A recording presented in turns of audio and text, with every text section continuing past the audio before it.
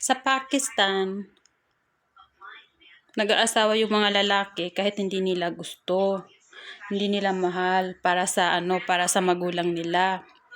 Tapos, nagkakaanak. Yung kahit hindi nila mahal, pero pinapanindigan nila yung mga asawa nila. Tapos, sinusustentuan yung anak nila. At saka, alam mo yung respeto nila sa mga babae doon. Alam mo yung hindi ka talaga magtatrabaho. Oo. Tapos ayun sabi ng Pakistani ko, daw, hindi daw pwedeng lumabas na walang kasamang lalaki. Tapos sabi ko naman, paano naman yung asawa mo?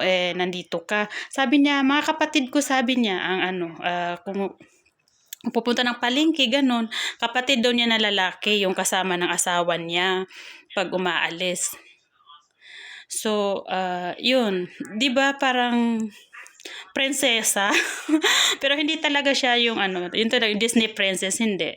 Kasi siyempre may mga mahirap din naman talaga yung kalagayan nila sa buhay. Pero mas gusto ko talaga siguro maging Pakistani na lang kasi sa Pilipinas, mahal na mahal ka. Nagpakasal kayo kasi mahal na mahal ka, 'di ba? Tapos nagkaroon kayo ng anak, nagkaroon kayo ng 2, 3 anak, 4 pa.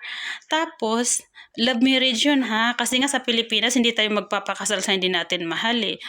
Tapos pagdating ng panahon, iiwan ka.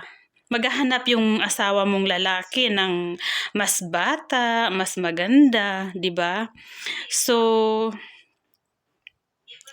saan ka doon? Doon sa pinakasalan ka dahil hindi ka mahal, pero hindi ka naman iniwan, sinuportaan lahat ng pangangailangan mo, o doon sa mahal ka nga, pero iiwan ka naman, tapos hindi pa magsusustento sa mga anak nyo. 'Di ba? Kaya tapos yung mga Pilipina na iniiwan, ayun, sa mga Pakistani tumatakbo at doon naghahanap ng kalinga.